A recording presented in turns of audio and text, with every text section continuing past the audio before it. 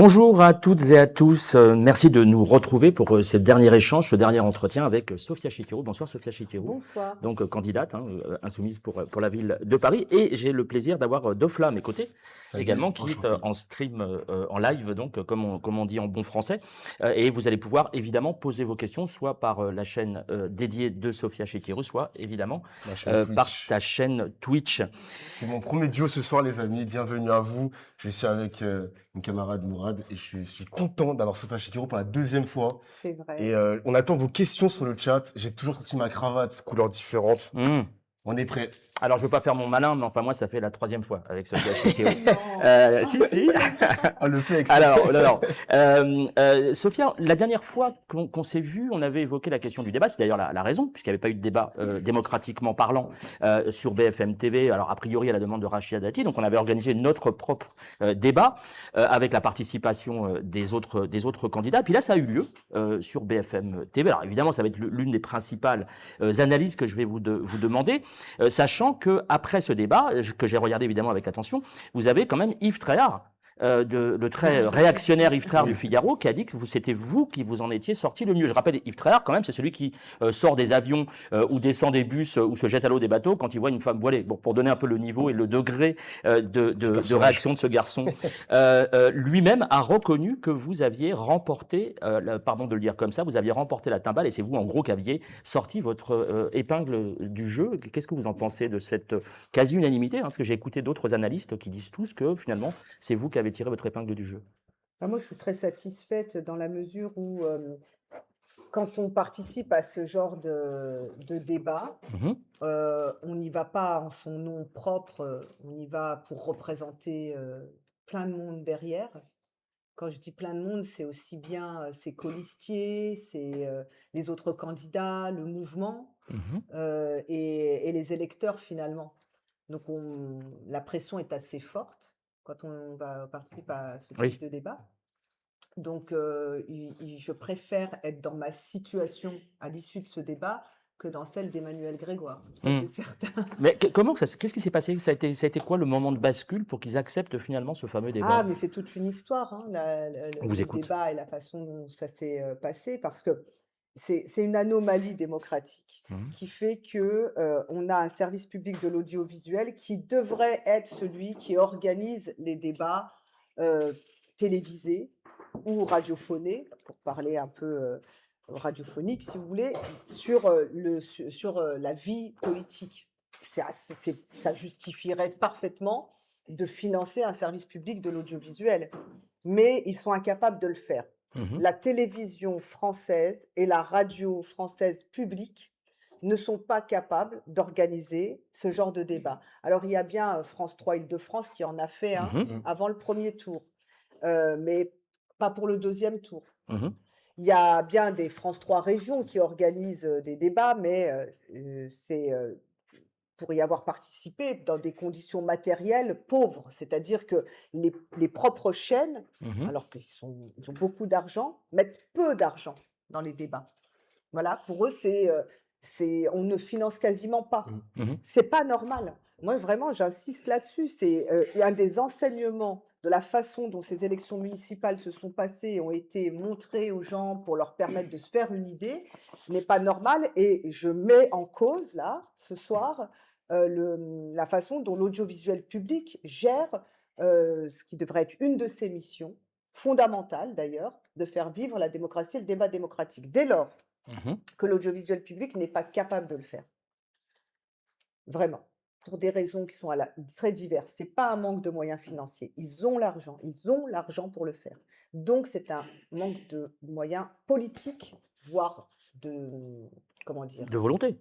de volonté Volonté aussi, ouais. politique, voire quelqu'un doit décider quelque part que les débats n'auront pas lieu. Mhm. C'est pas possible autrement. Il ne faut pas dire qu'il n'y a pas de volonté politique d'organiser les débats. Il y a peut-être même une volonté politique de De ne pas pas les les organiser. organiser. Voilà, c'est ça D'accord. que je veux dire. D'accord. On met ça de côté. L'audiovisuel public qui n'est pas à la hauteur, c'est une anomalie. Dès lors, les chaînes privées Le privé, Mhm. ouais. s'organisent avec des journaux privés Mhm. et avec des radios privées pour organiser des débats. Pendant des mois, moi, je suis sollicitée par BFM d'un côté, LCI de l'autre, CNews a tenté aussi. Pendant des mois. CNews, j'ai dit non. Je ne participerai pas à un débat organisé par CNews avec Europe 1 et le JDD, ça va quoi, Bien sûr. on en a soufflé. Donc j'avais dit que je n'y participerais pas. Mais LCI d'un côté, BFM de l'autre. Et là, ils organisent leur propre débat, mais ça dépend de la volonté à ce moment-là des équipes de campagne, ou pour dire les choses franchement, des candidats. Mmh. Et là, avant le premier tour, Rachida Dati s'y refuse, je parle que de Paris. Rachida Dati s'y refuse, considérant qu'elle n'y a aucun intérêt. Et Emmanuel Grégoire, je pense que ça ne le dérange pas qu'il n'y en ait pas, puisque le seul débat qu'il y a eu sur France 3, il n'est pas venu. Donc moi, je ne suis pas d'accord avec ça. Je pense qu'au contraire, il faut participer à tous les débats télévisés qui sont organisés. Ce qui serait bien, c'est que les chaînes arrivent à se mettre d'accord pour les organiser, en organiser un seul en même temps ou organiser en 2 temps, un débat en 2 temps. C'est-à-dire, il y a tellement de thématiques à traiter qu'on pourrait le faire en 2 fois. Mais voilà, c'était vraiment très compliqué d'obtenir le débat au premier tour. On ne l'a pas obtenu. Et au deuxième tour, là, je suis scandalisée. Je ne sais pas si vous voulez tout savoir, Ouais. Bien sûr. la petite histoire. L'inside, oui. Ouais, c'est vrai, Moi, j'avais une question par rapport Ouais. à ça. BFM TV a pris l'initiative de texture de ce débat.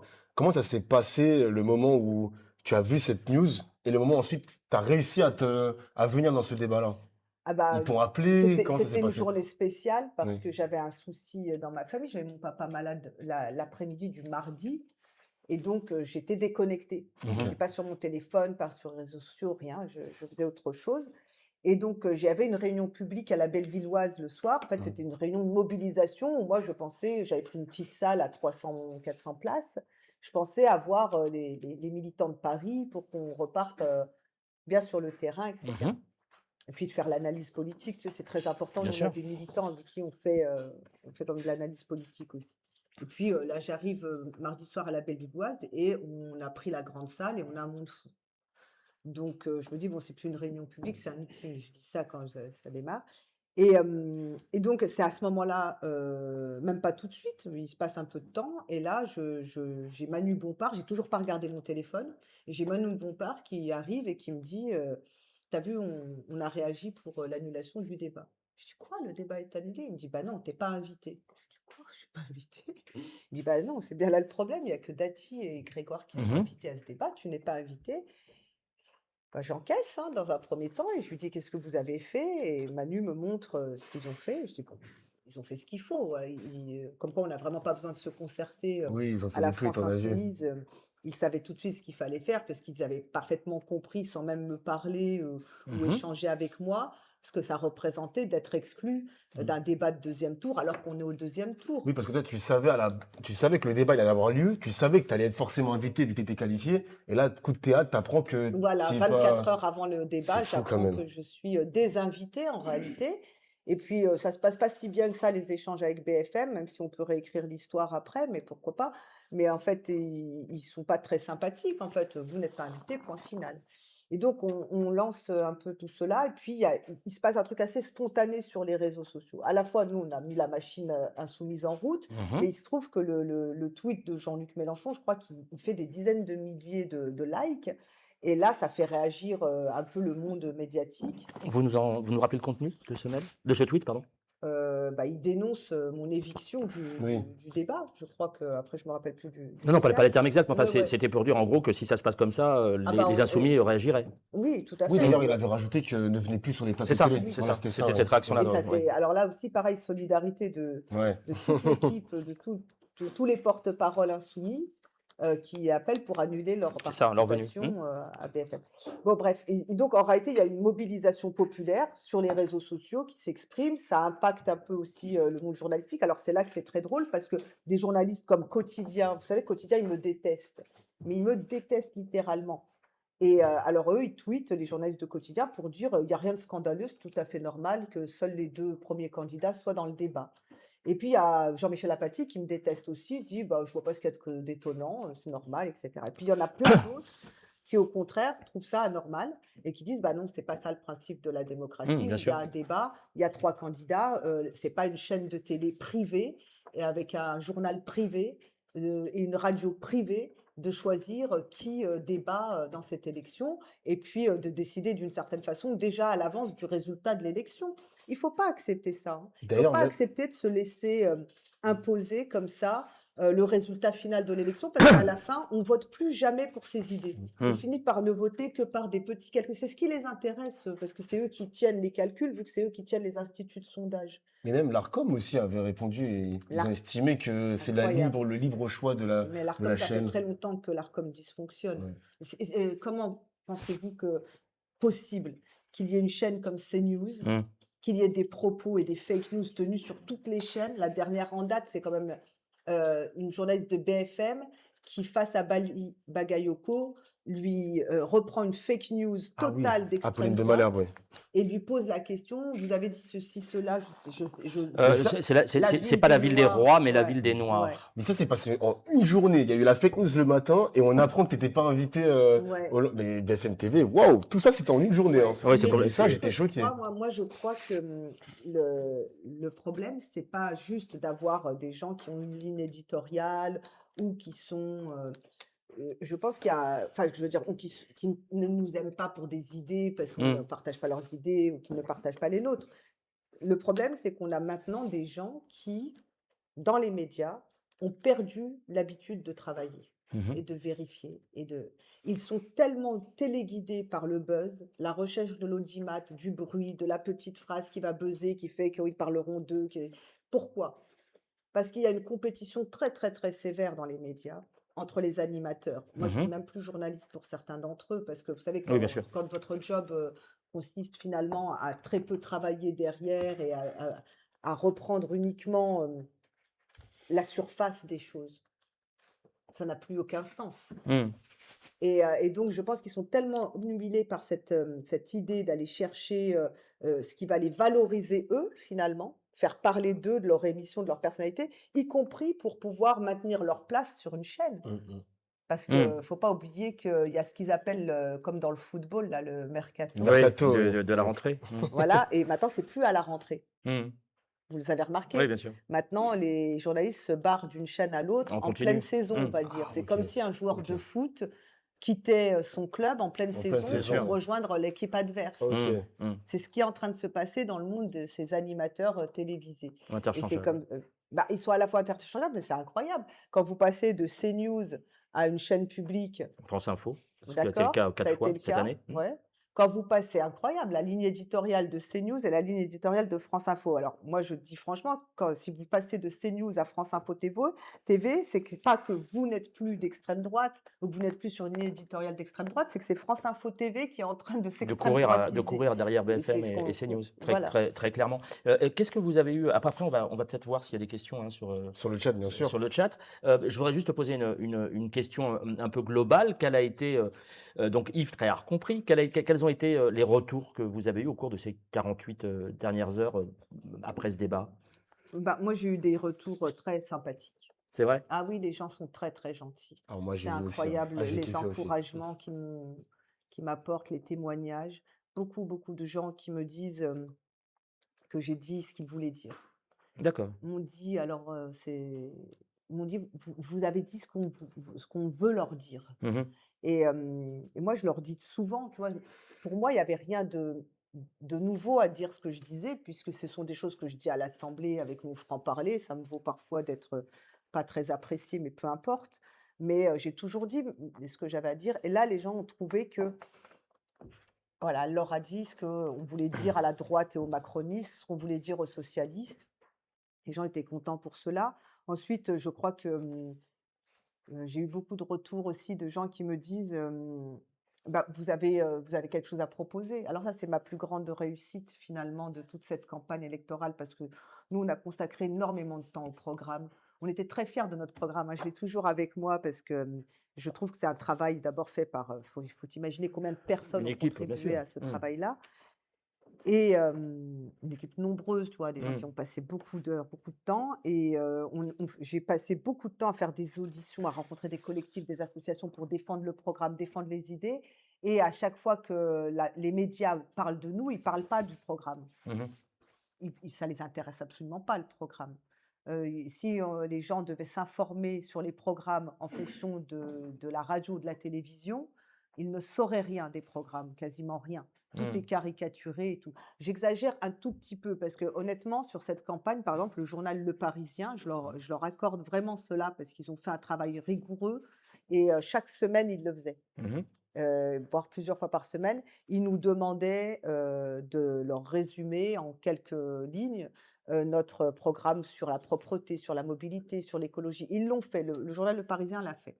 Voilà, je dis du bien du journal Le Parisien, comme ça, les journalistes du Parisien qui m'avaient dit: «Mais pourquoi vous nous citez pour dire que» Mmh. non, je dis aussi du bien de vous, ils ont fait ce travail-là. D'ailleurs, je trouve que Le Parisien a plutôt fait une bonne couverture des Dans le municipales. municipal au global. Globalement. Honnêtement, ils ont fait une plutôt et puis avec un effort, j'ai trouvé de leur part, de pas, tout caricaturer, de Mmh. pas être dominé par une ligne éditoriale. Donc là, c'est vraiment un travail, journalistique que j'ai apprécié de leur part, totalement différent de Libération, qui n'a rien fait d'intéressant, de ce point de vue-là, d'information pour contribuer au débat, pour permettre de faire des choix. Eux, c'est totalement orienté. Le Nouvel Obs, je ne sais pas si vous avez vu le titre du Nouvel Obs, hier, ils ont fait un article à l'issue du débat, donc Mmh. au lendemain du débat de BFM TV. Le Nouvel Obs fait un titre qui est, je l'ai là, mais en gros, en gros, je suis sûre que si vous tapez, vous retrouverez exactement ce titre, c'est Chikirou et Dati, les deux brutes. Mmh. Waouh. Ouais, Ah c'est pas ouais. orienté, c'est bien, ouais, c'est léger. Non, mais au lendemain du débat, Mmh. Chikirou et Dati, les 2 brutes, par le Nouvel Obs. Mmh. C'est certes, c'est le journal du Parti socialiste, c'est le magazine du Parti socialiste depuis toujours, Mmh. mais insulter comme ça des gens, Mmh. brute, ça veut dire que c'est une personne qui est dépourvue de qualités humaines Mmh. ou qui a des qualités bestiales. Des harpies, quoi, pour aller vite, parce que Mais ils osent pas le dire pour pas tomber c'est dans. une injure incroyable et après on vient vous dire: «Mais vous l'avez mérité parce que c'est vous qui êtes violente». Moi, j'ai demandé: «Mais à quel moment je suis violente dans cette campagne?» Oui, ce qui est d'autant plus troublant, c'est que dans ce débat entre Rachida Dati et vous, franchement, je ne veux pas dire que le courant est bien passé, mais enfin, il y a eu un respect mutuel que j'ai trouvé, Non, mais les assez 2 brutes, remarquable. genre contre Grégoire, Contre c'est ça Grégoire, que oui. dit le Oui, oui, bien Nouvel sûr, oui, Obs. enfin, je veux dire, il y a Mais pas moi, il y a j'ai moi, pas j'ai manqué pas de senti respect de à de Grégoire. montée de ton, ni J'ai quoi pas que ce manqué de soit. respect à Grégoire dans ce débat. Non, non, c'est très Il étonnant a des que. comptes à rendre sur un bilan, c'est trop pour lui. Mmh. Bon, en tout cas, voilà, on va garder le positif de ce débat, Oui. Il c'est-à-dire y a que eu des bons retours, et c'est puis surtout, les gens l'essentiel. m'ont dit que, Vous avez ça ils ont compris des éléments enfin, sur la sécurité, par exemple, sur la sûreté, ce que nous, on appelle la sûreté et tranquillité. Donc sur la mmh, police municipale, ils étaient intéressés par ce que j'ai présenté. Sur le périscolaire, j'étais la seule finalement à dire, parce qu'ils se pouillaient sur ce qui s'est passé, à juste titre, hein. Moi, je ne reproche pas à Rachida Dati mmh. d'avoir exprimé, le scandale du périscolaire. Alors, si vous le permettez, on va revenir là-dessus parce que c'est un sujet très important qui a pris beaucoup de place dans ce fameux débat. Dofla, y a-t-il des réactions ou des questions? En remontant un petit peu le fil, quand tu as appris que tu es convié à BFM TV, comment tu t'es préparé pour ce débat? C'était un peu dans le rush ou pas? Est-ce que Ah! c'est comment ça s'est, t'as eu un coach? Ah non, pas du Tu tout. t'es préparé ici, t'as préparé tes questions, tes fiches, comment ça s'est passé? En fait, comme j'ai été avertie vers les coups de 14h30, 15h, donc assez tard, hein, T'avais pour un quoi? débat à 4-5 21h. heures de préparation à peu près? Ouais. C'était difficile.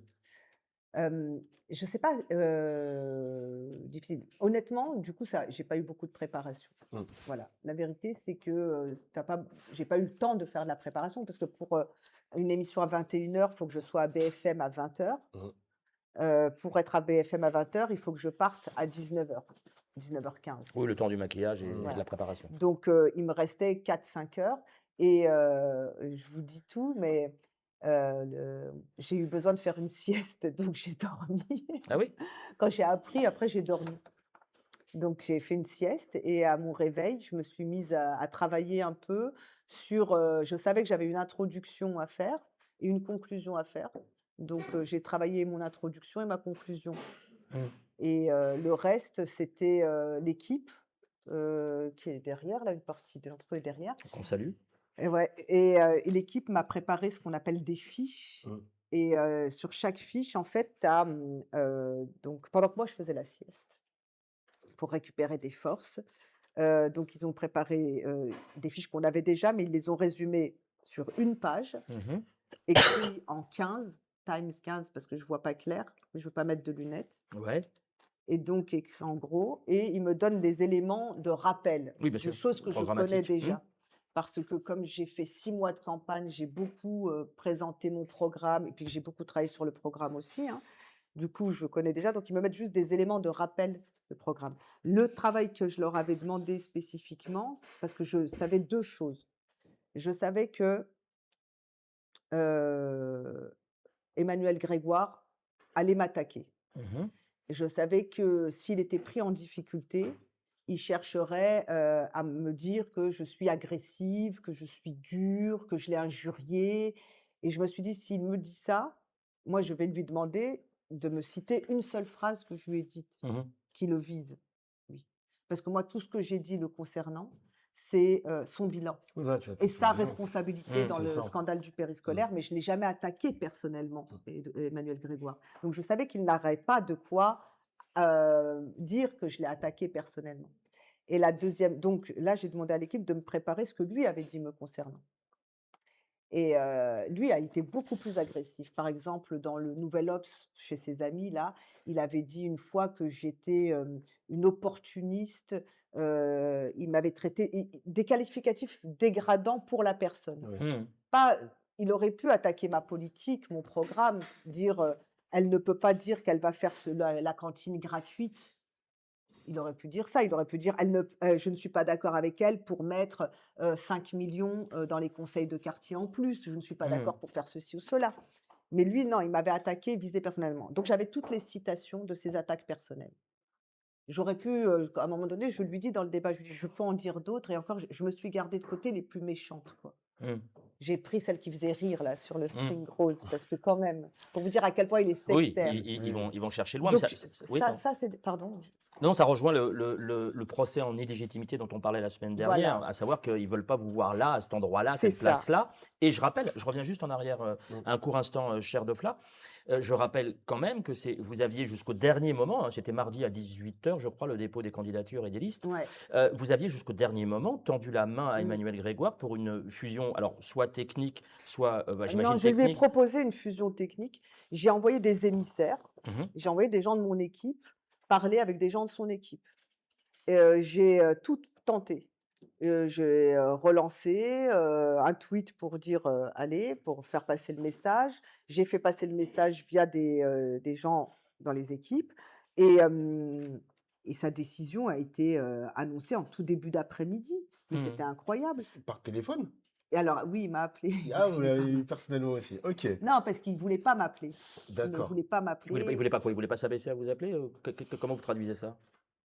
Parce que c'est quand même la moindre des choses que deux On n'a candidats. pas encore fini la campagne, là. Il nous reste quelques heures avant la fin de la campagne. Donc, moi, je ne veux pas dire de choses que j'ai ressenties et qui pourraient Ok. Être surinterprété ou... surinterpréter. Mais il me semble évident que jusqu'à présent, Emmanuel Grégoire n'a pas fait preuve d'humilité et de beaucoup de respect vis-à-vis de nous. Mais finalement, c'est pas, peu importe. C'est pas essentiel. Ce qui compte, c'est de se dire, voilà, il a une ligne politique. Sa ligne politique, c'est celle de Raphaël Glucksmann et de Mhm. François Hollande. Cette ligne politique, elle a déjà dirigé dans ce pays Mhm. entre 2012 et 2017. Elle a été catastrophique pour la gauche et pour Mhm. l'écologie, je tiens à le dire. C'est avec eux qu'on a eu les premières répressions mortelles des manifestations écolo, puisqu'à l'époque, c'est sous un gouvernement socialiste qu'est assassiné Rémi Fraisse, qui est tué Rémi Fraisse. C'est sous un gouvernement socialiste qu'est détricoté le code du travail avec les fameuses lois El Khomri, où il décide d'envoyer les CRS pour Mhm. réprimer les manifestations des syndicalistes. Depuis 10 ans, alors qu'avant, jamais on n'avait eu autant de répression de manifestations autorisées, déclarées, depuis 10 ans, c'est devenu la règle d'avoir des manifestations réprimées par la police à la demande des gouvernants. Et ça date de 2016, loi El Khomri. C'est sous eux qu'on a eu le fameux permis de tuer, qui est la possibilité de tirer sur une personne qui refuse d'obtempérer à une injonction, etc. Même si on n'est plus dans la légitime défense, on est juste sur, Mhm. vous avez le droit de... Ça, c'est ce qui fait qu'on a une explosion des Mhm. personnes qui sont mortes suite à un refus d'obtempérer. Alors, Et juste rendons... pour Oui, bien terminer, sûr. c'est aussi sous ce gouvernement socialiste qu'on a eu la baisse des moyens pour l'école publique, la baisse des moyens pour l'hôpital public, ou pour tout ce qui concerne, par exemple, d'une certaine façon même l'écologie, puisqu'on n'a jamais eu de vraie politique d'adaptation au changement climatique sous eux. En 2015, quand il y a les accords climat à Paris, ils sont au pouvoir. Il leur reste certes 2 ans, mais ils ont le temps à ce moment-là d'enclencher quelque chose. Ils ne font rien. Une période où ils ont tous les pouvoirs, on le rappelle, même le Sénat avait basculé à gauche. Je voudrais juste rendre Non, mais ma c'est pas négligeable. non, bien sûr que non. Ils ont Ils avaient tous les les pouvoirs, régions, c'est-à-dire le l'Assemblée, Parti oui, socialiste détient la présidence, le gouvernement, l'Assemblée, le Sénat, absolument. les régions et la ville de Paris. Et on attend toujours, par exemple, le droit de vote aux élections locales pour les personnes issues de l'immigration, et qui a toujours été une promesse du PS, qu'il n'a jamais tenue. Je voulais juste rendre hommage très brièvement, puisque vous en parliez, à Amal Bentounsi, parce que c'est la première à avoir annoncé que ce que cherchaient les syndicats de police, c'était le permis de tuer, qu'ils ont in fine obtenu. Je tenais à lui rendre hommage et à la saluer parce qu'elle a fait un travail assez remarquable là-dessus. Cher Dofla, est-ce que tu as une question? J'avais une question du chat, une question assez intéressante. Est-ce qu'il y avait un sujet que tu aurais aimé aborder dans ce débat et que tu n'as pas eu l'occasion de t'exprimer par rapport à ça? Il y en a eu plein des sujets. Alors là, pour le coup, j'avais une liste de Une liste. sujets à aborder Ouais. que eux ont défini. Enfin, moi, ils m'ont pas consulté. Ils avaient défini ça entre eux, entre Dati, Grégoire et les Mhm. journalistes. Ils avaient défini une série de sujets, mais on n'a pas eu le temps de tous les aborder parce que bon, ça a été long. Ouais. Mais j'ai quand même pu parler de logement, Mhm. de propreté. Non, on a parlé de propreté, je me rappelle plus. Ça me dit rien, moi. Vite fait, il me Si, semble. assez Vite rapidement, fait, sur la assez rapidement, municipalisation ouais. C'est de comme la Dati. collecte Ah des oui, déchets. d'accord, sur la collecte. Rachida Dati parle en même temps, donc Bah, je vois que le Dati, sujet. elle a fait en sorte, Ouais. Rachida Dati, son attitude pendant cette soirée a été de faire en sorte que justement, on n'y ait pas d'exposé des propositions. Et Mhm. ça ne l'intéressait pas d'entrer dans le programme. De toute façon, la droite, en général, quand elle se présente à une élection, elle n'a pas envie de parler de programme. La droite, elle sait pourquoi elle est là. La droite, elle se Mhm. présente pour conserver ou atteindre des positions.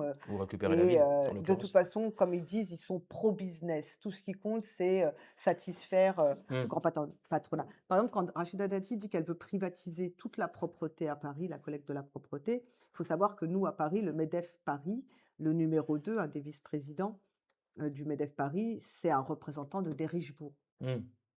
La célèbre entreprise de ramassage, Moi, cette notamment de campagne ramassage d'ordures. électorale, cette campagne municipale, elle m'a quand même permis de voir de près, de très près, parce que je ne suis pas de leur monde, mais j'ai vu ce qu'est leur monde. Vous On savez, parle de conflit d'intérêts, hein, pour être très clair. en tout cas, je ne sais pas s'il y a conflit Non, d'intérêt. pas juridiquement, je Non. parle pratiquement. Bah, en tout cas, le fait est que quand elle est certainement la mieux reçue au MEDEF pour des raisons idéologiques, certes, mais aussi parce que pour des raisons d'intérêt. Le programme de Rachida Dati pour l'économie à Paris, c'est les revendications du MEDEF. Pourquoi pas? C'est un syndicat, c'est une fédération d'entrepreneurs. Bon, il n'y a pas de sujet là-dessus. C'est juste que c'est spécial quand même, parce que nous, quand on défend les travailleurs, derrière, le sujet, c'est pas des contrats publics. Oui. Vous voyez ce que je veux Bien dire? sûr. Eux, quand ils défendent les entreprises, derrière, c'est des contrats de la ville Oui, qui bien vont sûr. profiter aux entreprises. Moi, ça, je l'ai vu de près, je l'ai vu comme je vous le décris là, à d'autres niveaux encore. Et donc, élue à la ville de Paris, je sais exactement où il faut être vigilant. Alors justement, on va y venir à ça, parce que c'est quand même la question centrale. Et je sais Oui. aussi pourquoi ils sont contre moi aussi. C'est très facile de voir pourquoi tous, c'est faire disparaître la France insoumise et Sophia Chikirou de cette élection. Mais c'est pour eux, vous imaginez pas, c'est un séisme. Vous vous rendez compte de ce qui va se passer? Ça fait 25 ans que c'est la droite qui s'appelait RPR, UMP, LR, tout peu ça, importe ouais. le nom qu'elle prend, mais c'est la même droite classique parisienne qu'on a depuis toujours.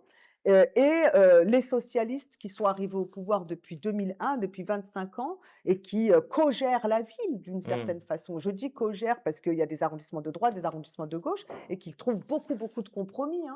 Croyez-moi, quand Grégoire dit à Dati, pendant tout le débat, il lui dit « Nous travaillerons ensemble, Madame la maire. Nous travaillerons, parce qu'elle est maire du 7e, nous travaillerons ensemble, Madame la maire. » Moi, je suis à deux doigts, je ne peux pas tout faire dans ce débat-là, mais je suis à deux doigts de dire, mais ça fait 25 ans que vous travaillez ensemble. Vous avez l'habitude Oui. de faire passer des compromis ensemble, de défendre les mêmes intérêts. Bien sûr. Ils ont l'habitude de le faire. Je vous assure, l'arrivée des Insoumis au Conseil de Paris, voire ma victoire, parce que vous, après tout, on ne sait pas quel peut être l'impact et la volonté des électeurs avant que le résultat soit connu. va bouleverser pour toujours leur écosystème, ici à Paris. Mmh. Et donc ça vaut la peine, plus que jamais, de voter pour nous, de voter pour le nouveau Paris populaire. Vous mettez un bulletin de vote dans l'arrondissement pour nous ou pour le conseil de Paris, vous savez que vous êtes en train de mettre fin à leur monde. Et ça, c'est le plus Alors important. justement, c'est la question centrale sur laquelle on va revenir, mon cher Defla, si tu le veux bien. C'est la question de plus de conseillers, La France insoumise au Conseil de Paris, pour quoi faire? Alors je vous propose de Oui. prendre, on va pas reprendre évidemment toutes les thématiques, je vous propose de prendre 2 thématiques en Mmh. particulier. Nous avons nous avons en différé une invitée qui est le docteur Zoé de la PADU Team, qui va D'accord. vous poser une question. Je me tourne vers, la technique, qui va, poser une question concernant la santé. Je vous laisse regarder. Bonjour Sophia et bonjour à toute ton équipe. Bravo pour cette campagne municipale que vous menez à Paris. Je m'appelle Zoé, je suis médecin généraliste et j'ai une question à te poser concernant la santé et votre programme qui concerne la santé. Nous vivons actuellement une vraie crise du système de soins avec des inégalités d'accès aux soins qui sont absolument majeures. La désertification médicale touche tout le monde, pas uniquement les campagnes mais aussi les zones urbaines. Le plus grand désert médical de France, contrairement à ce qu'on pense, c'est l'Île-de-France, avec 96% du territoire qui est désertifié. Et l'offre de soins qui existe est souvent une offre de soins privée, avec beaucoup de dépassements d'honoraires. Tout ça, c'est pas un hasard, hein, c'est le résultat des politiques néolibérales qui ont été menées ces 50 dernières années. C'est aussi une demande en partie de la corporation médicale de limiter le nombre de médecins. Dans cette logique de médecine libérale, nous sommes tous à la tête de notre petite entreprise, payés à l'acte et en concurrence les uns avec les autres. Le sous-investissement chronique qui a été fait, les attaques à la sécurité sociale, ce sont les conséquences des politiques de droite, du Parti socialiste et de la Macronie qui se sont succédées pour mettre à sac notre système de soins. Que faire aujourd'hui? Il faut qu'à l'échelle locale, à l'échelle municipale, on puisse proposer des alternatives pour pouvoir changer les choses, inverser la vapeur. Et il y a vraiment des choses à faire parce que la nouvelle génération de médecins a envie de travailler différemment, de manière salariée, dans le cadre d'un service public, en collectif, en prenant le patient dans sa globalité et en partant des besoins du territoire et de la population qui y habite. C'est un enjeu absolument majeur et ça peut être un laboratoire pour montrer comment on peut faire mieux, comment on peut faire différemment, de quoi on ne veut plus et qu'est-ce qu'on peut proposer en face.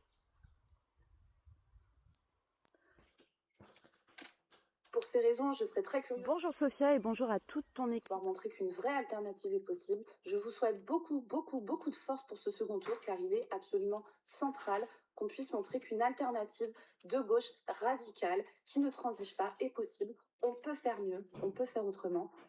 Et force vraiment à vous pour ce second tour. Ne lâchez rien. Salut. Merci beaucoup. Alors, je repose donc ma question pour, compléter celle du docteur Zoé. Plus de conseillers, donc LFI, La France insoumise au Conseil de Paris, en matière de santé, qu'est-ce que ça peut changer pour les Parisiennes et les Parisiens? Non, mais nous, si on est élu et si on dirige la ville, parce que moi, je me mets toujours à cette heure-ci dans la perspective de la victoire. On a, élaboré un plan de santé publique à Paris. Mmh. D'autant plus et je vais même te dire une chose, la question de la santé est transversale. C'est-à-dire que nous, on aborde la question environnementale et de l'écologie, à travers ce prisme, mais aussi le logement, parce que le logement peut rendre malade. Quand on visite des logements où il y a des moisissures, où Bien ils sûr. sont mal chauffés, etc., ça rend malade les gens. Et je peux même dire que ça peut tuer. La question des incinérateurs, ça rend malade les gens. Il y a 16 cas de cancer dans un lycée, dans le Paris 13, à cause des cheminées et des fumées de l'incinérateur d'Ivry, ce genre de choses. Oui, la Tirue. Mmh. Voilà. Donc, aujourd'hui, la question de la santé, elle doit être vue, elle est globale. Elle doit être vue dans sa globalité et dans chacun des pans d'action. La santé au collège, la santé de la jeunesse, la santé mentale, etc. Donc, la question de la santé, elle est fondamentale et elle a raison, le docteur Zoé a raison. C'est-à-dire qu'aujourd'hui, Paris est un désert médical, mais où les inégalités sont flagrantes. Et ce qui n'a jamais été fait par la ville de Paris, c'est justement lutter contre ces inégalités. Permettre au contraire, plutôt que de voir se creuser les inégalités, essayer de les contrer et permettre que ceux qui en ont le plus besoin, c'est-à-dire les plus vulnérables de notre ville, soient les premiers à bénéficier de soins accessibles. C'est pas du tout le cas aujourd'hui. Oui, parce que quand vous parlez de déserts médicaux, vous parlez en fait des dépassements, parce que les Bah, dépassements créent une il forme, n'y a pas que de ça. désert. Il y a deux Oui, choses. La majorité des médecins généralistes ne se trouvent pas dans les quartiers populaires ou dans les arrondissements de l'Est parisien. d'accord. La majorité des médecins généralistes se trouvent chez les riches, Mhm. premièrement. Ensuite, la majorité des médecins spécialistes Oui. se trouvent chez les riches. Mhm. Donc déjà, il y a un problème de déséquilibre territorial. Mais vous me direz, allez, c'est Paris, tout le monde peut se déplacer. Bon, avoir son médecin généraliste à l'autre bout de Paris, c'est pas pratique. La deuxième chose, c'est qu'il y a des dépassements d'honoraires. À Paris, les spécialistes, 82% des spécialistes font du dépassement d'honoraires. Ouais, c'est énorme. C'est énorme. 56% des médecins généralistes font du dépassement d'honoraires. Ensuite, il y a l'accessibilité en termes de disponibilité. Mhm. Les médecins ne sont pas disponibles à Paris. Si vous avez besoin, pourquoi on va aux urgences pour de la fièvre? Mm. Parce qu'on n'a pas où aller. Mm. Il y a très peu de maisons. Alors, il y a des maisons de santé qui sont des médecins généralistes privés qui interviennent dans des maisons de santé qu'on a ouvertes parce que sinon, les gens allaient pour de la fièvre aux urgences alors que ça n'est pas nécessaire. Et donc, il y a des maisons de santé. Oui, aux maisons de santé privées avec des Mm. médecins libéraux, etc. Mais il faut sortir le chéquier aussi, hein. Mm. Attention, hein. Bien sûr. C'est pas. Et donc, nous, ce qu'on dit, c'est ça. Et puis, il y avait ce qu'on a hérité du milieu de l'économie sociale et solidaire, du monde associatif. Tout ce qu'on avait hérité, c'était les centres de santé, Mhm. type Croix-Rouge, type, voilà, ce type de centre de santé mutualiste, etc. Tous en danger à Paris. On a dû se battre ces dernières années pour leur survie. Certains ont fermé, d'autres non. La ville ne veut pas mettre les sous pour les sauver. L'État ne le fait pas. Mais qui vote les budgets de sécurité sociale de l'État? Mm. Emmanuel Grégoire. Moi, C'est je suis le PS. désolée, mais quand Ouais, je c'est le le PS. répète et je le répète et je le répète, c'est parce que c'est dramatique, les conséquences, elles sont réelles. À Paris, les 5 milliards du budget de sécurité sociale que Grégoire a voté, Mhm. en moins donc pour nous tous, mais pour Paris y compris, c'est, moi, dans le 20e, une maison de santé qui va fermer. Ils sont en lutte, je dois les revoir là après les élections. Ils m'avaient dit, bon, pendant les élections, de toute façon, ça sert à rien qu'on se voit, mais Ouais. on se voit après les élections pour essayer de les sauver. Tout Mm. ça, c'est l'œuvre de Grégoire aussi, parce qu'il vote les coupes budgétaires dans la sécurité sociale. Donc aujourd'hui, on est dans cette situation où ce qu'on a proposé, nous, en lien avec Christophe Prudhomme, qui connaît bien le système de l'hôpital public à Paris, on a dit ce qu'il nous faut, c'est installer des centres de santé municipaux en lien avec l'AP-HP. Mhm. AP-HP, Assistance publique, hôpitaux De Paris. publics de Paris, De Paris. hôpitaux de Paris. Donc on a dit, on le fait en lien avec eux. Donc ce qui veut dire qu'on aurait des médecins de l'AP-HP qui interviendraient dans nos centres de santé municipaux. Et on est président, le maire de Paris est le président du conseil de De surveillance surveillance. de l'AP-HP. Donc il a Absolument. une direction politique et un poids politique considérable là-dedans. Donc on peut obtenir cela pour pouvoir réinstaller dans les quartiers où il y a d'énormes déficits des centres de santé municipaux à tarif voilà, sans dépassement d'honoraires. Et puis on a dit, pour la santé mentale, il faut qu'on agisse vite parce qu'on a pris l'ampleur de la crise, notamment chez les jeunes. Et l'idée, c'est de créer un pool de psychologues salariés par la ville de Paris. On veut monter à une centaine de psychologues salariés par la ville de Mhm. Paris qui travailleraient, qui interviendraient directement dans les collèges et auprès des jeunes, dans tout ce qui est centre de santé, associations, etc. Mm. On a vraiment besoin d'agir et de prendre les choses en main et pas de continuer à dire c'est pas moi, c'est l'autre. Grégoire, il vous dit c'est pas nous la santé, c'est l'État. Oui, mais Mm. tu as voté le budget de l'État pour couper dans la santé. Donc tu assumes et il faut que la ville fasse des choses. On ne peut pas laisser les gens comme ça, quoi, Bien sûr, livrés à eux-mêmes. bien sûr. Alors, il y avait une expression à l'époque où ils étaient au 10 rue de Solferino, le Parti socialiste. Il y avait une expression qui disait qu'en gros, les barons socialistes étaient de gauche, rue de Solferino, et de centre droit dans leur fief, notamment Nantes et ailleurs. C'est un peu Et ça, il y ouais. a toujours une espèce de comme Ah ça, ouais, on disait ça, de mais je double connaissais per- pas ouais, cette c'était. expression. Je trouve que c'était très juste, hein, effectivement, pour plaire à leur lectorat. Ils ont un autre discours. Je rappelle à toutes fins utiles, parce que j'ai eu le plaisir d'avoir Bali Bagayoko, Ah. voilà, qui va être installé ce samedi. samedi à la tête de la mairie Notre de nouveau maire, Saint-Denis. Chez moi. notre Voilà. Zoran Chez Mamdani. moi, chez moi. Yes, Il est chez toi, ouais, qui est, Chez moi, qui est quelqu'un vraiment d'assez assez épatant, enfin je le trouve très brillant et d'un calme parce que ce qu'il a pris là au cours des 3 derniers jours est quand même assez phénoménal. Et il rappelait, je le dis pour la question de santé par exemple, il rappelait, puisqu'il a un certain nombre de projets, notamment d'offrir un vélo aux jeunes collégiens et ainsi de Ouais. suite, il a quand même rappelé au cours de l'interview que rien n'est gratuit. Quand on dit que c'est gratuit, évidemment qu'il faut trouver un mode de financement. Est-ce que cette question a été, la question du budget, est-ce qu'elle a été transversale? Est-ce que c'est quelque chose de récurrent avec vos équipes? Est-ce que vous en avez parlé? Vous avez essayé d'affiner le plus possible de façon à trouver tous les financements qui puissent Ah, mais mettre votre programme Mais carrément. sur les rails? Mais on Ouais. est les seuls à l'avoir fait. On est les seuls à avoir fait une émission de chiffrage, à avoir présenté ici même notre Ah oui, chiffrage c'est vrai. et le chiffrage de notre budget dans le détail. Et c'était tellement précis, tellement détaillé, tellement juste Mhm. qu'on n'a eu aucune critique de personne. Le seul institut qui a fait un travail sérieux, qui plus est, hein, c'est l'Institut Montaigne, qui est Oui. un institut très libéral, hein, ultra-libéral même, qui est plutôt très partisan des coupes budgétaires et très hostile à toutes les politiques keynésiennes, comme on dit, etc., que nous portons, ou les politiques interventionnistes que nous portons. Eh bien, on a beaucoup discuté avec eux, mes équipes et l'Institut Montaigne, sur le chiffrage. On n'était pas toujours d'accord sur le chiffrage, mais en tout cas, on l'a fait sérieusement. Et nous, mon équipe est celle qui a le plus bossé le chiffrage. Et du coup, on a fait une présentation de notre budget très sérieuse et d'un budget très sérieux. La présentation était sérieuse, le budget aussi était sérieux, ce qui nous permet de dire que je suis la seule dans la campagne à assumer, de tous les candidats pour le coup, y compris du premier tour, à dire, nous, on va augmenter le budget de la ville de Paris, en fait. On va l'augmenter parce qu'il nous faut faire beaucoup d'investissements. On veut augmenter les investissements à Paris Mhm. de près de 800 millions d'euros supplémentaires d'investissement, 760 exactement, parce qu'on a besoin d'investir dans l'avenir.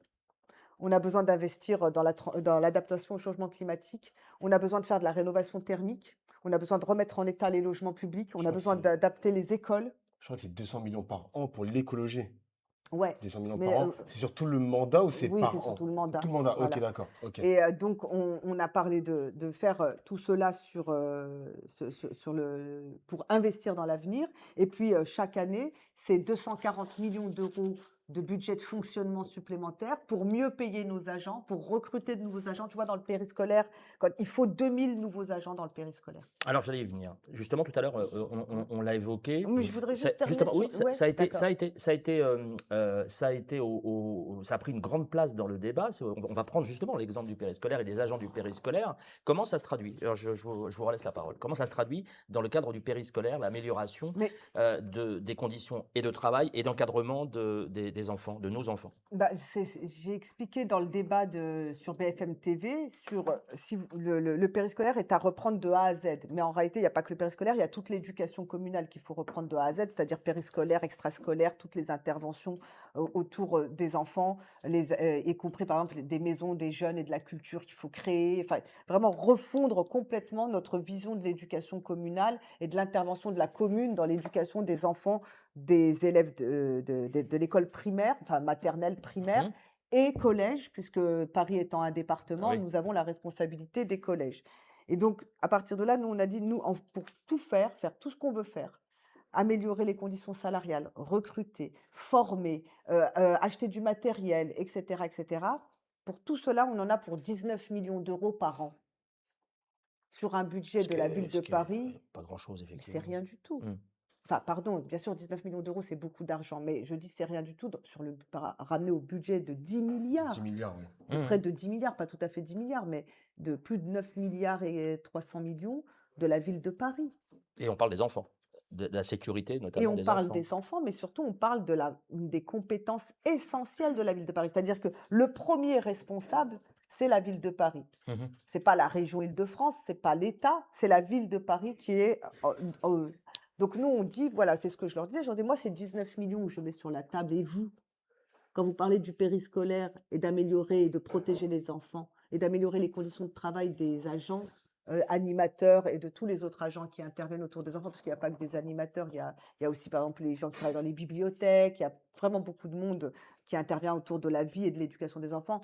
améliorer leurs conditions de travail, améliorer leurs conditions de vie, combien vous mettez? Aucun d'entre eux n'a prévu d'augmentation de budget. Nous sommes les seuls à l'avoir fait.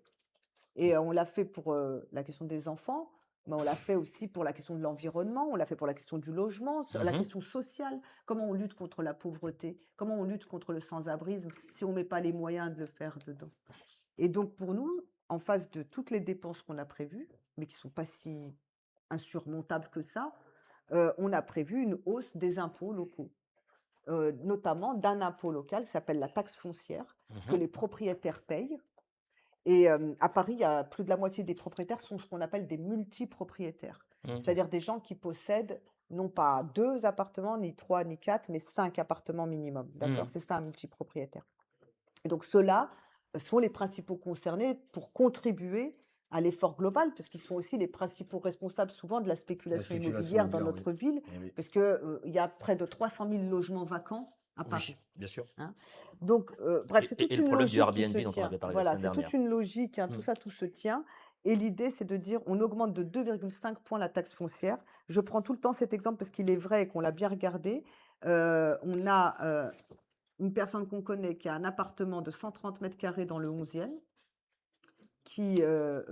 avec qui on a regardé quel serait l'impact de l'augmentation de notre taxe foncière sur sa taxe foncière actuelle. Et ça montrait de 10 euros par mois. Mm. C'est tenable. Mm. C'est supportable. Mm. Quand on est propriétaire d'un 130 mètres carrés dans le 11e, payer 10 euros de plus par mois de taxes foncières pour participer à reconstruire l'éducation communale, la santé publique, la culture, etc., ça vaut la peine. Ça me semble pas délirant. Une question J'avais une question sur le du chat. chat. Oui. Est-ce que l'emploi du temps des agents va être modifié et le temps scolaire aussi? Question du chat. Oui, c'est des questions que beaucoup de gens posent. Pour quelles raisons? Parce qu'à Paris, on est resté sur la semaine, pardon, de 4 jours et demi. Ok. Ça veut dire quoi? Ça veut dire que les enfants vont à l'école lundi, mardi, mercredi matin, Mhm. jeudi et vendredi. Ok. D'accord? Et donc, il y a bien sûr les professionnels de la santé des enfants, de l'équilibre, de l'apprentissage des enfants disent il vaut mieux étaler le temps d'apprentissage, ça rentre plus facilement. Et c'est comme ça qu'on s'est retrouvé avec du temps scolaire qui est à peu près de 24 heures par semaine. Le temps scolaire, c'est 24 heures par semaine, étalé sur 4 jours et demi. Et donc, on a augmenté le temps périscolaire, c'est-à-dire le temps d'accueil le matin, le temps de cantine et le temps d'après-scolaire, Ok. et plus le temps du mercredi après-midi. Donc, et c'est là qu'on est à 28 heures en moyenne sur l'année, hein, parce que vacances comprises, de temps périscolaire. Et donc, la question est de dire, les agents, enfin, le système tel qu'il est organisé aujourd'hui ne permet pas que ça fonctionne bien. Mhm. C'est pour ça qu'on ne trouve pas assez d'animateurs, que ceci, cela, et puis les journées sont hachées, et il y a une espèce de... La journée est très spéciale, l'enfant démarre avec une personne, puis il passe entre les mains d'une autre, et ainsi de suite. Et donc, on a l'impression qu'il n'y a pas cette stabilité qu'il pouvait y avoir dans le temps, mais en même temps, là où ça marche bien, là où il y a du personnel, là où ça a été bien recruté, là où les gens Mm. sont bien formés, ça marche. Il n'y a pas de problème, au contraire. Et puis, ça allège le temps de travail des enfants sur une journée, etc. Donc, il y a des avantages et des inconvénients, pour dire les choses clairement. Mhm. Et il y a des intérêts divergents. Mhm. Je présente aux gens qui nous regardent et qui nous écoutent sur un sujet qui n'est pas forcément très connu de tout le monde, parce que c'est souvent un sujet qui est traité par la FCPE ou les associations de parents d'élèves et les syndicats, etc. Donc, ce n'est pas forcément un sujet très simple à comprendre. Mais il y a des intérêts divergents. Mhm. Et ces intérêts divergents, ça va être, par exemple, des gens qui vont dire, bah, nous, on a organisé, on est travailleurs, on est enseignants, on a organisé notre semaine de cette façon-là, ça nous arrange. Nous, on ne veut pas revenir sur les 4 jours et demi, par exemple. Mhm. Ou on veut revenir sur les 4 jours et demi parce que 4 jours, c'est mieux, on se récupère le mercredi. Et puis le mercredi, ça fait du temps de périscolaire complet. Il y a les animateurs qui disent, ah bah nous, on aimerait bien avoir une journée entière parce qu'on pourrait faire des sorties plus longues. Alors on dit, ah bah les parents disent, ah bah ce serait super que mon gamin, le mercredi, au lieu de faire une journée école, machin, il fasse une journée. Donc, tout le monde doit discuter, tout le monde doit donner son avis. Il y a eu une convention des temps de l'enfant qui est arrivée à la conclusion qu'il valait mieux rester sur la semaine telle qu'elle est là. Et donc, c'est pas si évident que ça. Moi, l'engagement que j'ai pris, c'est d'ouvrir une discussion à Mhm. Paris là-dessus, entre les animateurs, l'animation, le scolaire et les parents d'élèves, Mmh. pour avoir l'avis des Parisiens et essayer de voir est-ce qu'on reste sur le système actuel ou est-ce qu'on en change. Mais dans tous les cas de figure, la nécessité, c'est d'investir dans le périscolaire et non pas ce que dit Rachida Dati, supprimer du périscolaire. Dati, face au problème et face à ces difficultés-là, sa solution, c'est supprimer du temps périscolaire et réduire le temps périscolaire au mercredi. Mmh. Or, on a beaucoup de parents qui dépendent de ce temps du périscolaire pour pouvoir aller travailler tout simplement parce qu'ils déposent leurs enfants le matin, parfois une demi-heure plus tôt, ils le récupèrent une demi-heure Mmh. plus tard. Donc c'est vraiment un temps précieux, le temps du périscolaire, pour énormément de parents. Mmh. À propos de gestion de, si tu me permets, à propos de la gestion du temps, rappelez-nous ce que dit la loi en cas de victoire par rapport à vos mandats. Qu'est-ce qui va se passer si vous remportez la mairie de Je Paris? perds un mandat, enfin je perds, c'est-à-dire que on n'a pas le droit de cumuler plus de 2 mandats. Mhm. Donc j'aurai le mandat le plus ancien sera je le perdrai. Donc j'ai un mandat de conseillère régionale. Mhm. Je ne serai plus conseillère régionale si je deviens conseillère de Paris. Mais vous restez député? Oui. D'accord, ok. Est-ce qu'il y a une autre question? Je regarde un petit peu les questions du chat, ça défile un petit peu. Moi, ce que je regrette, je vais parler en mon nom, je regrette un petit peu qu'il n'y ait pas eu le premier tour. Donc là, tu aurais pu exposer ton programme, le partager au plus de téléspectateurs possible. Et sur le débat du second tour organisé par BFM TV, tu avais moins aussi cette possibilité d'exposer aussi ton programme. Et je trouve ça dommage au global que les municipales, bah, les chaînes de télévision n'étaient pas trop à la hauteur, quoi. J'étais un petit peu déçu par rapport à Moi, ça. globalement, j'ai trouvé qu'on n'avait pas tant de temps que ça pour présenter le Ouais, programme c'est ça. aux gens. D'autant plus que c'est une ville de plus de 2 millions d'habitants. On n'est pas sur des villes plus petites de 15 000 ou même 100 000 habitants, où déjà c'est difficile. En plus, on a eu vraiment beaucoup de difficultés. Par exemple, on n'a pas eu accès aux préaux d'école pendant toute la campagne. Ah oui? Mm. D'accord. Ah, Seulement les 15 derniers c'est pas jours, et sur normal, les 15 ça. derniers jours, il y avait une semaine de vacances. Mm. Donc, bref. Et du coup, souvent, dans les campagnes électorales, c'est vraiment dans l'histoire et la tradition française et démocratique de la France, les préaux d'école ou les salles des fêtes, en Mhm. réalité, sont les lieux où les candidats à une élection peuvent organiser gratuitement, Bien sûr. donc, une réunion publique pour présenter leur programme. Et moi, si on avait eu accès tout au long de la campagne aux préaux d'école, Mhm. ou à salles des fêtes, ou à des salles municipales gratuites, on aurait pu organiser beaucoup plus de réunions publiques. Et moi, je sais que les gens viennent aux réunions publiques de préaux d'école. Mm. Parce que on va voir les parents d'élèves, les voisins, on met autour d'une école, dans les boîtes aux lettres, rendez-vous dans votre école pour rencontrer tel candidat et discuter de logement, discuter de propreté, discuter de sûreté, de santé, peu importe. Et les gens viennent. Et j'en veux pour preuve que la dernière semaine où on a fait des réunions publiques dans les préaux d'école, parce qu'on a pu le faire juste la dernière semaine, dans tous les arrondissements, il y avait toujours au minimum 60 personnes dans les plus petits arrondissements ou mais je veux dire, c'est dans une école d'un quartier. Mm. On fait 50-60 personnes, c'est énorme. C'est-à-dire que si Mm. on avait pu en faire 3 par semaine pendant des semaines, on aurait pu présenter notre programme à des milliers et des milliers de Parisiens. Mhm. Là, on a été bloqué là-dessus. Ensuite, à Paris, si vous voulez organiser des réunions publiques pour présenter votre programme, Ouais. bah, vous allez dans des cafés. Et bon, il faut trouver des cafés qui ont la capacité de vous accueillir déjà, qui ont la volonté et la capacité de vous accueillir. Et c'est pas si évident. Non, bien sûr. Et les gens viennent moins parce que quand vous allez dans un café, bah, faut consommer. Mm. Donc c'est payant d'une Bien certaine sûr, façon, bien même sûr. si vous ne C'est payez un pas la deal. salle. C'est un deal Voilà. avec le patron Et il y généralement. avait ça, c'était un obstacle aussi à rencontrer les gens pour leur parler de notre programme. Et puis ensuite, il y a les salles payantes. Quand on organise des meetings ou qu'on cherche des salles, les sommes À débourser. à débourser sont exorbitantes, soyons clairs. Un meeting dans une grande salle, 3000 personnes, comme on l'a fait là, c'est une fortune. C'est Mhm. une fortune, c'est limite indécent le prix.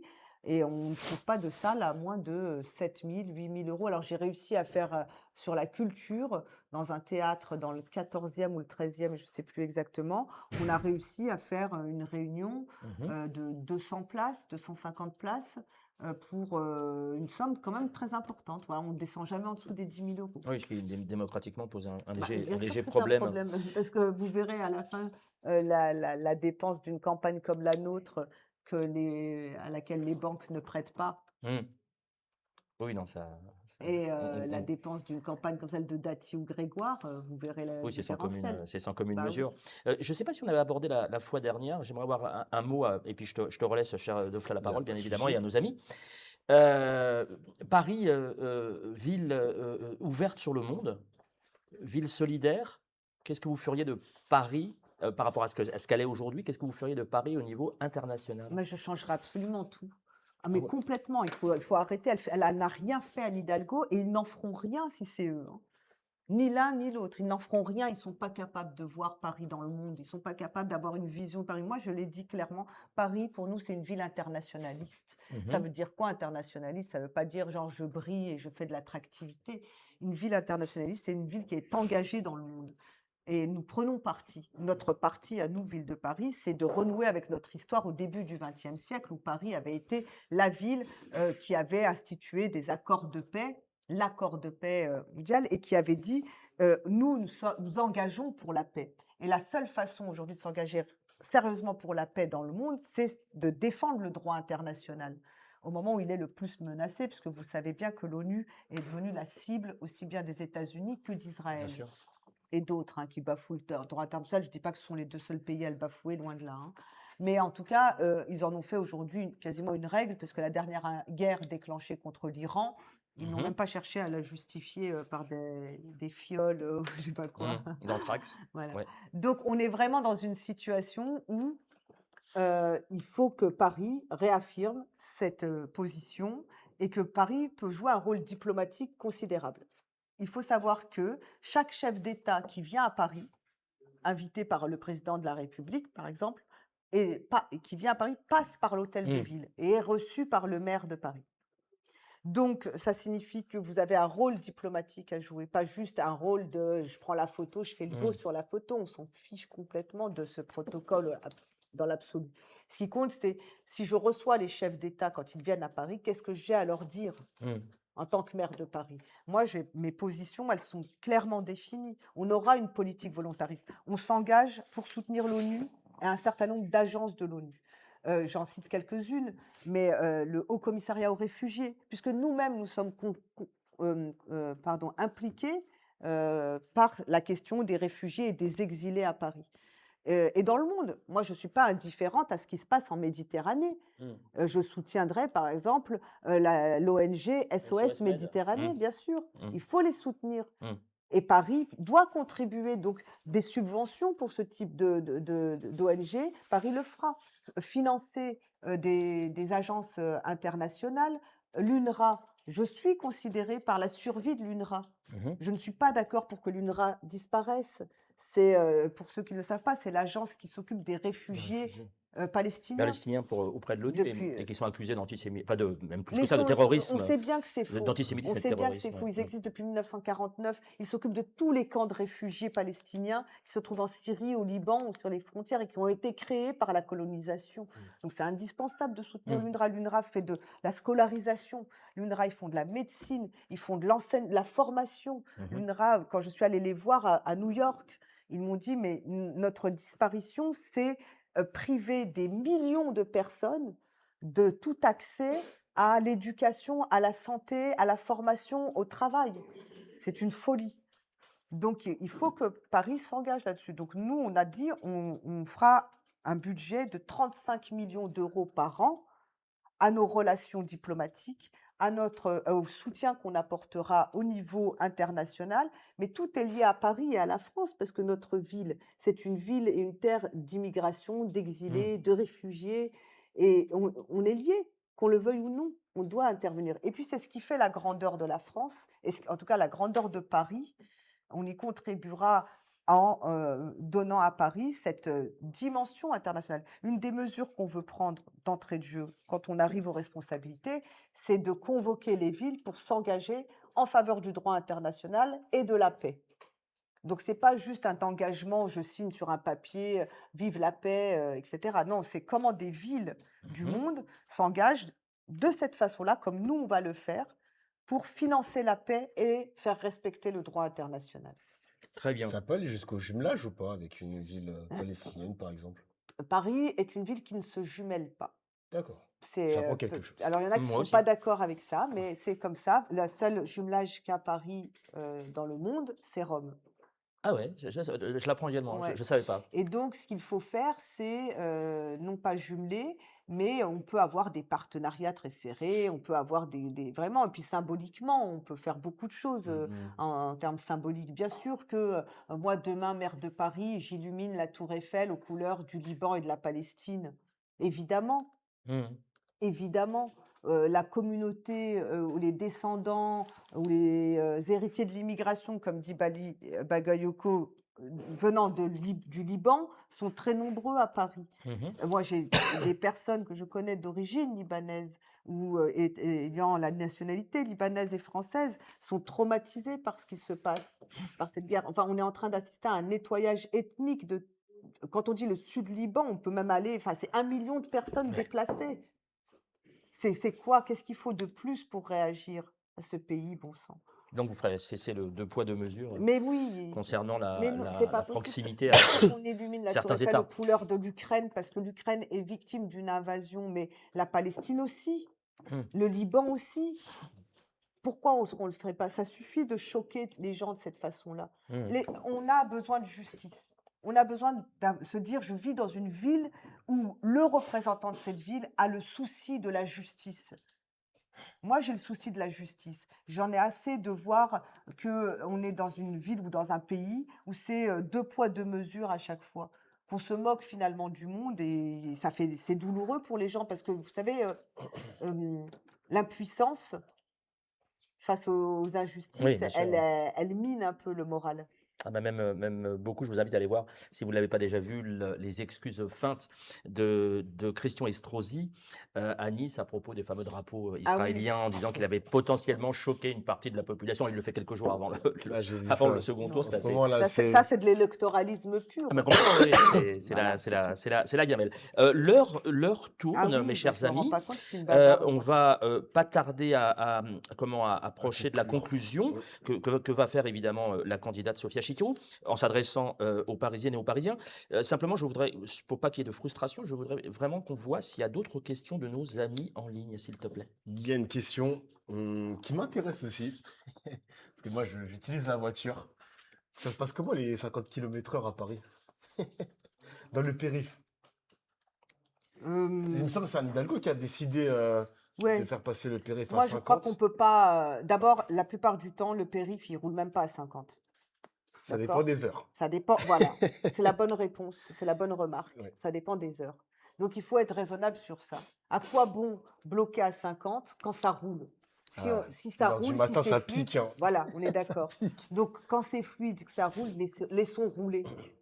Laissons rouler. Mais la plupart du temps, malheureusement, on n'y est même pas aux 50. C'est vrai, c'est Bon, vrai, c'est vrai. donc à un moment donné, le débat 50, pas 50, j'ai envie de vous dire, j'ai toujours abordé depuis le début la question de la circulation à Paris Mm. en disant il faut un nouveau plan de circulation parce que ça fait trop longtemps qu'il n'y en a pas eu. Rachida Dati m'a repris l'idée, tant mieux. Mais c'est moi qui ai commencé par dire il faut un nouveau plan de circulation à Paris. Et j'ai toujours dit depuis le début, c'est une affaire de temps.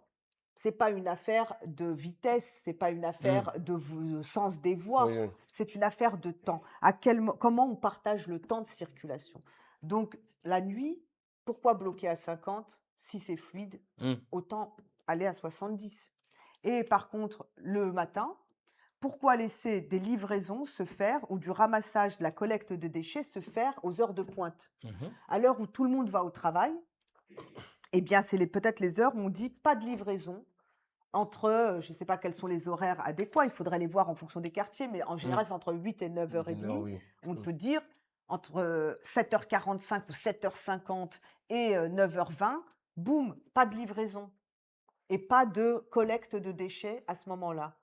Ça faciliterait déjà pas mal la circulation, je vous assure, Mm, mm. si on pouvait s'éviter ça. On pourrait dire aussi, en plus du partage du temps, et c'est comme ça qu'on l'avait posé dans notre programme, on avait dit l'autre sujet, c'est la taille des véhicules. Mmh. Des véhicules qui prennent énormément de place à commencer par la taille de nos bus à Paris.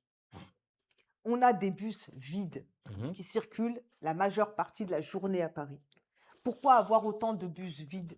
Pourquoi ne pas commencer à se dire, on adapte la taille des bus à la fréquentation et comme on veut augmenter la fréquentation, eh bien, on augmente le nombre de petits bus. Donc moi, je suis plutôt pour aller négocier avec la RATP parce que c'est pas une compétence de la ville, encore une fois, tout ça. Mais Ok. je peux dire à la Ah, c'est la RATP deux région. choses. Ouais. Ok. Il y a deux choses qu'il faut dire sur les bus. Premièrement, vous n'avez pas respecté vos engagements d'interdiction du diesel pour décembre 2025. On ne devait plus avoir de diesel. On a toujours du diesel, des bus diesel. Ça pollue. Il faut les Mhm. terminer, premièrement. Deuxièmement, vous avez des bus qu'on appelle les bus accordéons, là, Oui. Ok. qui sont Oui. responsables d'un nombre d'embouteillages aux heures de pointe qui Pouah. rendent fou tout le monde. À Opéra, oh, Waouh. c'est un cauchemar. À Ouais, Opéra, ils sont tout le temps là. Opéra, j'ai été bloquée une fois, Ouh. toutes les voies Opéra par les bus Mhm. accordéons, Ouais, partout. Bah, on arrête cette bêtise, on Mhm. arrête. Ça marche pas. Vous voyez bien que ça marche pas. Mhm. 1 jour, 2 jours, 3 ans, 4 ans. Pourquoi vous ne faites rien? Pourquoi ils ne font rien? Ce n'est pas du tout ni dans le programme de Grégoire. Grégoire, il en a rien à faire. Il ne parle même pas d'aller négocier avec IDFM. Vous savez pourquoi? IDFM, c'est Île-de-France Mobilité. Mhm. Hein, vous savez pourquoi? C'est l'opérateur en Non. charge des mobilités, bus, Mhm. etc. métro. Parce que comme ils sont fâchés à mort avec Valérie Pécresse qui Pécresse, la dirige région. IDFM, Mhm. c'est la paralysie. Ça fait maintenant, depuis 2016, 10 ans qu'on est paralysé là-dessus. Mhm. Paralysé. Voilà. Une autre équipe, moi, Mhm. je débloque la situation. En plus, je la débloque en sachant exactement ce que je veux faire et par où je veux commencer. Mhm. Moi, la question de l'accessibilité, ça, c'est le grand regret de cette campagne. Vous me posiez la question tout à l'heure, un regret de thème dans cette campagne qui n'a pas été traité, l'accessibilité, les personnes handicapées, Ouais. les Mhm. personnes à mobilité réduite. La honte du bilan du Parti socialiste là-dessus et du gouvernement, hein. Tous les deux co-responsables, mais totalement sur l'accessibilité. On ne respecte rien de la loi, rien.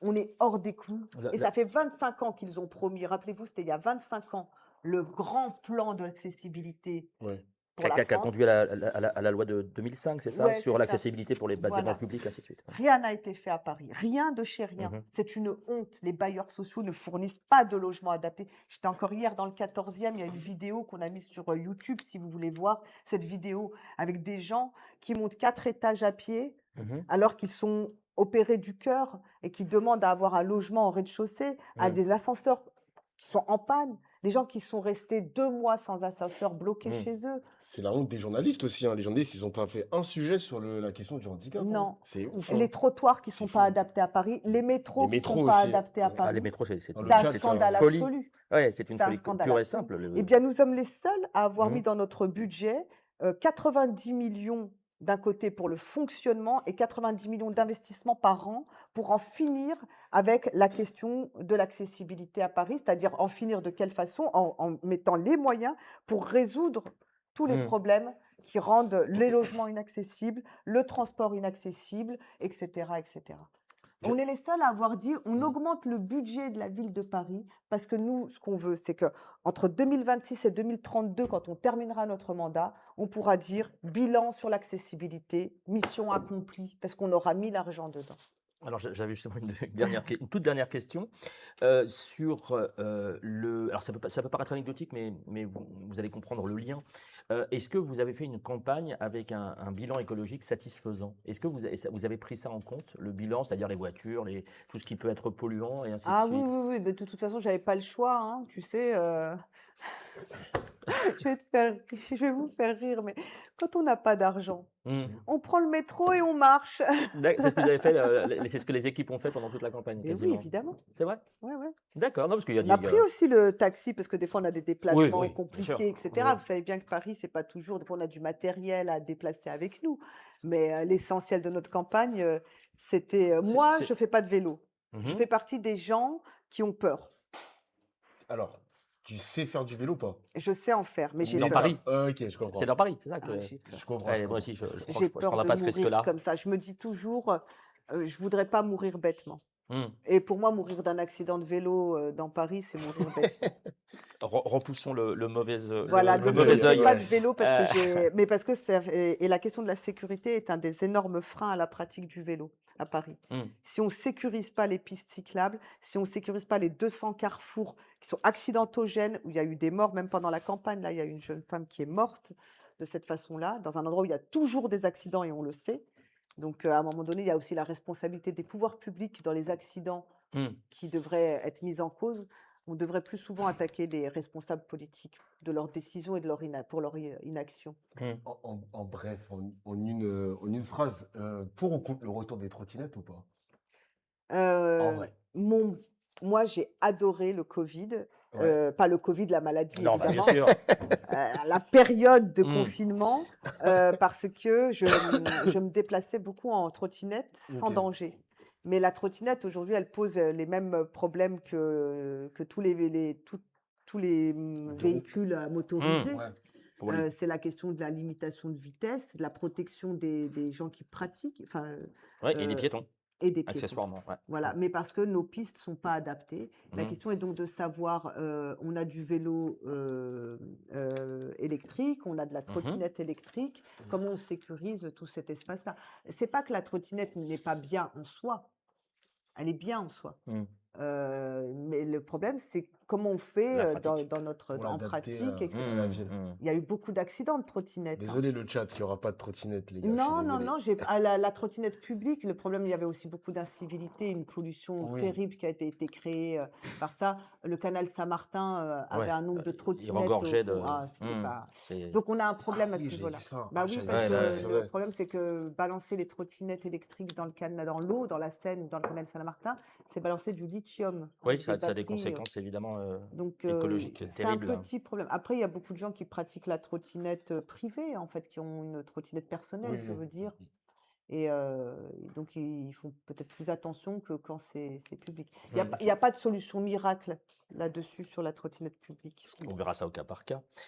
Nous, merci infiniment Dofla. Nous arrivons au terme de cet échange. Non, Trop bien. excusez-moi. Oui, Donc là, les gens posent des questions sur vraiment les questions de programme, ça les intéresse. Oui, ils sont intéressés. Alors, il y a des questions qui sont un peu dispersées. Il n'y a pas de thème, il n'y a pas de fil Ouais. conducteur. C'est vraiment, tu as de tout. Par exemple, la réduction ou la suppression de les caméras de surveillance, par exemple. On en avait un peu parlé enfin, vous en avez parlé sur Mmh. BFM, le désarmement de la police, etc.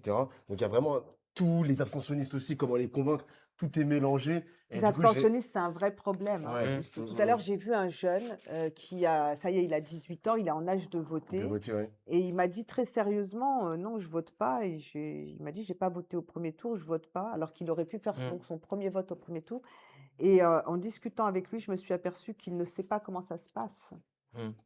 Il y a personne pour l'accompagner au guider bureau et de tout, vote ouais. pour la première fois. Mm. Et quand vous avez 18 ans et que vous allez voter pour la première fois et que vous savez pas comment ça se passe, c'est pas facile. Fallait l'envoyer sur Mm. ma chaîne Twitch. Je l'aurais aidé, je l'aurais Bah, guidé. Bah, Peut-être par qu'il nous chance, écoute. il avait un de ses camarades Ouais. du coup, qui était à côté, de ses copains, je crois qu'ils étaient dans un club de foot, lui a dit, mais moi j'ai été assesseur, un peu plus âgé, donc comme quoi, Mm. et je lui ai dit, bah faut l'accompagner pour qu'il vote dimanche. Et il m'a dit, oui, oui, je m'en occupe, madame, je vous promets qu'il va voter. Mmh. Donc quelqu'un va lui montrer. Donc toi, tu as aussi la première fois que tu vas voter, tu as 18 ans. 19 ans, 20 ans, ton premier vote, qui t'accompagne pour ce premier vote? Mmh. Mmh. Tout le monde n'a pas une culture Bien de sûr. pratique démocratique. J'ai rencontré une autre personne qui m'a dit qu'il n'avait pas voté, alors il était un peu plus âgé, puisqu'il avait dans les 22, 23 ans, et qui m'a dit qu'il n'avait pas voté, donc il avait été abstentionniste au premier tour, mais il m'a dit il n'avait pas pris conscience de l'importance, et que le débat de mercredi soir, donc, lui a fait changer d'avis, et que maintenant il a l'intention d'aller voter. Donc là, ça m'a fait très plaisir parce que je me suis dit, ben, ce débat, il a peut-être servi à pousser des personnes à se dire, ça vaut la peine d'aller voter, si possible pour moi. Je prends. Bah, ça a marché Mais en en termes tout cas, d'audience. Ça a même marché sur les réseaux, même les personnes qui se voilà. connectaient sur YouTube, Twitch, même les replays qui fonctionnent bien. Et oui, on assiste à vraiment une politisation, vraiment, même sur les réseaux, les gens ils s'intéressent vraiment à la politique. L'année prochaine, avec les présidentielles, il y aura les premiers votants. Les gens ils s'intéressent vraiment de plus en plus, ils regardent même les contenus courts TikTok, etc. Et vous avez fait un énorme travail par rapport à ça. Je pense à Louis Boyard, Antoine Léaumont, Et vous, Mélenchon. ce que vous faites, c'est pour ça que les médias indépendants, pour nous, sont vraiment essentiels Mm. à la vie. Aujourd'hui, leur donner la place qu'ils méritent dans la prochaine campagne, c'est encore une nouvelle évolution Mhm. du rapport à l'indépendance des médias, mais en même temps, on renoue avec une tradition du 19e et début Mhm. du 20e siècle. Attention, on n'est pas en train d'inventer le fil à couper le beurre. Les médias libres, on l'appelait aussi la presse libre, les radios libres, mais en tout cas, les médias libres et indépendants aujourd'hui sont essentiels et comptent, pèsent énormément Mhm. avec cette façon de parler. Vous savez, vous savez ce qui intéresse les gens qui vous suivent, qui vous Mhm. regardent. Il y a un rapport direct avec eux. Quand on fait le Twitch aussi, maintenant que j'ai à peu près compris comment ça marchait, et j'aime bien quand ça défile, il y a des questions qui défilent, mais elles défilent très vite. Vous pouvez pas les ralentir? Je peux les ralentir, mais pas depuis mon téléphone. Il me Ah, faudra un PC, il me faudra un d'accord. ordinateur, Ah quoi. oui, il faut Là, ça être. défile, mais j'arrive, je les note en même temps sur mon petit Parce que papier. Ça fait vous, longtemps que j'ai pas écrit en plus. Waouh! Ça fait. Dobla, depuis tout à l'heure, il n'arrête pas de gratter Génération comme ça. perdue. J'ai vraiment l'écriture d'un médecin. Waouh! Ah Ça fait bon? vraiment longtemps que j'ai pas écrit, hein. Oh là là. Alors, dans quelques heures maintenant, c'est la fin officielle de la campagne des municipales. Donc, à partir de 23h59 plus une C'est minute, bizarre de on... se dire ça. Bah ouais, ça c'est allé vite. On va donc à 23h59 plus une minute. Vous ne pourrez plus communiquer, mais par contre, tout le matériel accumulé sur vos chaînes et sur vos comptes sociaux sont toujours évidemment accessibles, y compris cette émission. Vous allez pouvoir vous adresser les yeux dans les yeux à la fois aux Parisiennes, aux Parisiens, mais évidemment aussi aux Ah, je dois abstentionnistes. regarder la caméra. Voilà, aux abstentionnistes. Et vous avez 2 minutes pour donner les raisons qui font que vous qualifiez ce vote de vote libre et pourquoi donc avoir cette fameuse décision d'aller vous soutenir et de faire rentrer un maximum de conseillers LFI à la mairie de Paris. Je vous laisse conclure. Ouais, j'espère qu'au fur et à mesure de cette émission, mais aussi pour ceux qui ont suivi la campagne municipale de ces mois de débats et de discussions qu'on a tenté d'instaurer, j'espère que vous avez une vision de ce que pourrait être Paris si c'est nous qui dirigeons Paris. Si c'est nous, le nouveau Paris populaire, avec les insoumis, les Verts populaires et les militants antiracistes du comité Vérité et Justice pour Adama, si c'est nous, la ville de Paris aura un visage humain, aura une figure humaine, aura une dimension humaine et s'occupera avant tout de l'humain. Si c'est nous, les milliardaires, les fonds d'investissement, qu'ils soient français ou étrangers, ne décideront pas de notre quotidien. Si c'est nous, la ville ne sera pas tournée uniquement pour faire de l'attractivité économique, pour plaire à des touristes qui viennent ici pour consommer et s'en aller en laissant souvent leurs déchets, et quelque chose qui ne profite pas à tout le monde. Toute cette surconsommation, ce surtourisme ne profite pas à tous les Parisiens. Tous ces investisseurs étrangers qui viennent et qui s'accaparent les biens des Parisiens en achetant des immeubles, en construisant des bureaux, ça ne profite pas aux Parisiens. Voilà, si c'est nous, c'est la fin de tout ça. C'est la fin parce que nous sommes les seuls capables de faire face à la puissance de ces investisseurs, aux puissances de l'argent, comme on disait autrefois, mais cette expression est toujours vraie et toujours juste, parce que nous ne sommes entre les mains de personne. Je ne suis tenue par personne. Je ne dois rien à aucun milliardaire. Ils n'ont pas financé ma campagne, ils ne financent pas ma vie, je ne travaille pas pour eux, et mon mouvement, la France Insoumise, n'est pas entre leurs mains, contrairement à beaucoup d'autres partis, vous l'avez remarqué et constaté, qui finissent toujours par s'arranger avec les milliardaires de notre pays. Voilà, si c'est nous, nous avons toutes les raisons d'agir, toutes les raisons de transformer, toutes les raisons de mettre en œuvre nos promesses. Et nos promesses, elles visent tout d'abord les plus vulnérables, les plus modestes et les plus fragiles de notre ville. Pourquoi ? Parce que quand vous répondez aux besoins des plus vulnérables, des plus fragiles de la ville, vous répondez aux besoins de tout le monde. Quand vous vous occupez des enfants, quand vous vous occupez des personnes âgées, quand vous vous occupez des personnes handicapées, quand vous vous occupez des réfugiés, des migrants, des exilés, de ceux qui n'ont quasiment rien, vous vous occupez finalement de tout le monde et vous faites du bien à tout le monde. C'est cela qui nous pousse, nous anime, nous fait nous battre de cette façon-là depuis plusieurs mois dans cette campagne municipale. Et je sais que nous serons au Conseil de Paris, j'espère aux responsabilités pour diriger la ville, mais sinon, dans tous les cas, nous serons au Conseil de Paris et dans les conseils d'arrondissement, où je vous invite aussi à voter pour les candidats du nouveau Paris populaire, nous serons vos voix. Nous serons ceux qui vous défendront. Nous serons ceux qui ne lâcheront jamais. Nous serons ceux qui dénonceront les abus, les détournements de fonds, les tricheries, les magouilles. Nous ne laisserons pas faire. Voilà, nous serons ceux qui, enfin, à Paris, pourront être les vigies en quelque sorte face à deux partis, le Parti socialiste d'un côté, la droite de l'autre, qui ont pris l'habitude de diriger la ville depuis 25 ans sans que personne ne les regarde et ne les observe. Ce temps-là est révolu grâce à nous, donc votez pour nous, votez massivement pour nous, n'ayez pas peur et votez pour vos idées et vos convictions. Merci infiniment, Sophia Chikirou, de nous avoir reçus dans votre local de campagne. Merci infiniment à Dofla. Merci aux internautes qui nous ont suivis et qui vous ont questionnés. Et je Merci vous dis... infiniment à vous pour Mais cette c'est nous. dernière interview. T'as kiffé le duo ou pas? Oui, C'est mon premier duo. c'est votre premier T'as duo. aimé, Ouais, moi j'aime bien. Il y a une Moi, complici- on fonctionne a très fait bien. connaissance ce soir et ça se Ah, passe il y a une très très bien. complicité ou Oui. il y a... Ça quelque commence, chose ça commence. Ah, ça commence, ok. Mais ce sent, sera, on sent. ce sera à refaire. Je vous dis à très bientôt. Je vous souhaite un excellent week-end et évidemment, bon vote. Et Dofla, Oui. à la communauté de Dofla, Ah, on dit au revoir. merci. Ah bah oui, Enfin, Merci à le la chat. communauté, Il y a plein de, bien il y a plein évidemment. de, il y a plein de cœurs. Il y a plein de cœurs. Il y a plein de cœurs. Ils ont aimé ton discours. C'est vrai. Et c'était, Ah bah, franchement, je vous j'ai aime. grave kiffé. Moi aussi, je fais des cœurs à tout le monde. Merci à toutes et Il y a des tous. gens qui me font des cœurs. Merci les gars.